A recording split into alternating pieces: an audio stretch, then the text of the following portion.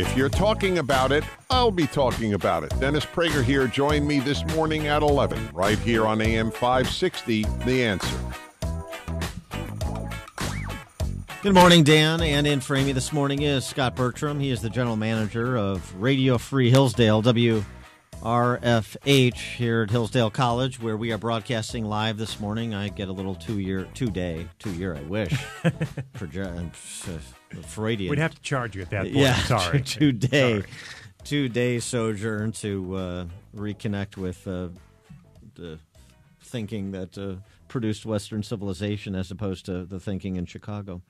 And they couldn't be more further apart. Yesterday we found that maybe Donald Trump is not the Manchurian candidate after all.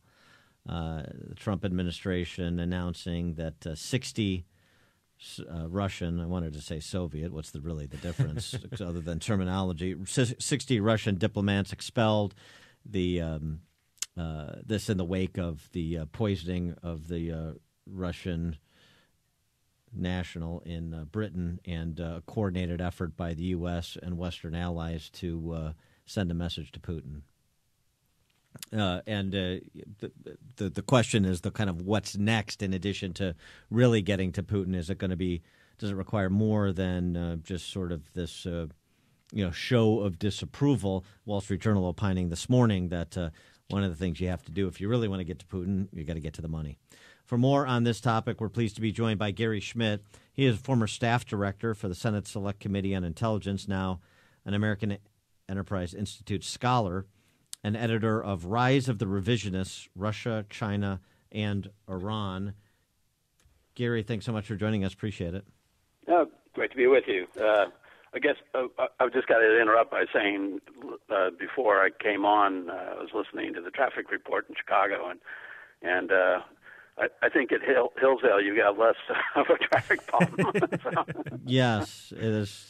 There's all of the problems are less at Hillsdale as compared to Chicago. All of them. What about the move by the president yesterday vis-a-vis these Russian spies and sending a message to Putin? What else needs to be done? Well, I think it was a good move, and particularly probably the most important thing was not so much the expulsions, which are significant. They're larger than even those that I was involved in when I worked in the White House back in '86. Ronald Reagan expelled 55, but one of the key things is they've closed down the consulate in Spokane, and this comes after they closed down the consulate in San Francisco. So that's a longer term thing, because what happens with these expulsions is the Russians will turn around and expel a bunch of our guys, and then eventually everything seeps back to what it was before. So the getting rid of the consulates is actually a more significant turn. But look, I mean, there are just more sanctions that could be applied to go after the Russian oligarchic money that's being used around the world and being hidden around the world. And then the other thing I think that is really quite important, but which is probably much more uphill effort to get done, is it'd be really, really nice to prevent the Russians from building a second pipeline into Germany through the Baltic seas. That would really hurt Putin and the state much more significantly than these expulsions. Gary Scot Bertram, we talked earlier in the show about the differences in President Trump's language involving Russia at times and his administration's policies and actions toward Russia at times. In terms of hard policy, in terms of hard actions between the U.S. and Russia, what's your takeaway evaluation of how the Trump administration's handled things? Yeah, well, it is kind of striking. I mean, the degree to which, the actual policies haven't been implemented between sanctions and increasing the military effort in Europe, and then again the closing these consulates. Actually, it's striking that that given the lack of rhetoric or statements from the president about just how nasty the Russian regime is, that they've adopted these policies.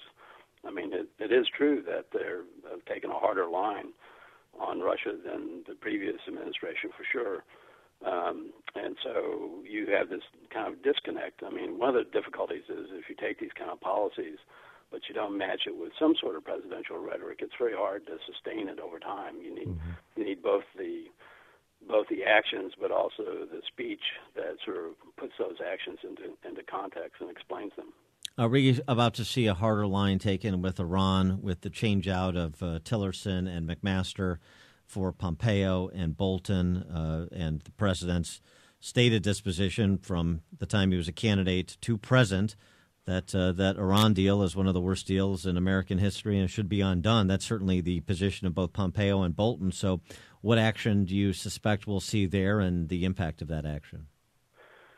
Well, it's hard to know. I mean, I think in terms of John taking over for HR, I think, in fact, John Bolton taking over for HR McMaster, I think he'll be more simpatico with getting out of the deal more quickly.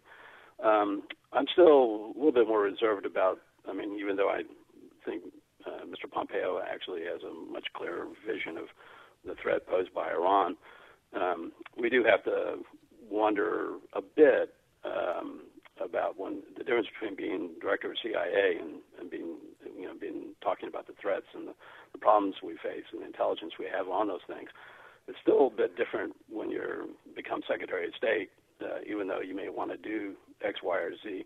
You still have to have the responsibility of trying to put together a diplomatic strategy for making that happen. So we may not see Mr. Pompeo be as blunt about the Iran getting out of the Iran deal as many have anticipated. That said, I think he definitely does want to get out of the deal, so the diplomatic effort will be aimed in that direction. Gary, on the Iran deal, is there a persuasive argument to be made to leave it in place? I mean, have you seen Iran moderating or changing their behavior at all in the wake of that agreement? No, quite the opposite. We've seen, because of the relaxation of the sanctions, we've seen most of the new resources generated by the getting rid of the sanctions going into the military effort, and so we've actually seen Iran step up its game, both in Iraq and certainly in Syria and some in Lebanon, and also in Yemen. So, if anything, the deal is whatever one thinks about sort of the prospects of them getting a nuclear weapon, which I'm pretty pessimistic that they won't get. The truth is the actual nuclear deal has relieved them of the economic pressures, and they've taken advantage of it to fill in a vacuum in the Middle East. Speaking about the pressures and the prospects, China and a trade war, I lost all my money on Thursday and Friday of last week. I got a little bit of it back yesterday. What about aggressive protectionist trade policy directed at China and jawboning the issue of IP theft, which is a real one? But how you assess the president's approach to China with respect to trade policy? Well, I work at the American Enterprise Institute, where the economists often pretend to talk about foreign policy, and foreign policy people pretend to talk about economics.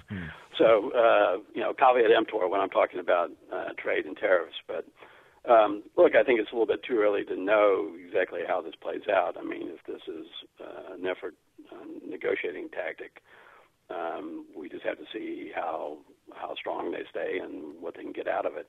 I would say, having spent a number of years having conversations with Europeans, and particularly European businesses, about doing business in China, it is striking the consensus that now exists, both in Europe and the U.S. And elsewhere, that China's trade practices and China's unwillingness to open up its own domestic market for foreign companies really has built to the point where you ought to be able to get a kind of a general consensus with China's largest trading partners that China has to reform these restrictions that keep the American businesses and European businesses from having a fair shake. So, I think the initial effort by the Trump administration is probably in the right direction, but I would hope that they do that in coordination with others who actually have the same complaints. He is Gary Schmitt, former staff director of the Senate Select Committee on Intelligence, American Enterprise Institute scholar, and editor of rise of the revisionists, Russia, China, and Iran. Gary, thanks so much for joining us. Appreciate it. Sure. Thanks for having me. And he joined us on the turnkey.pro answer line. This is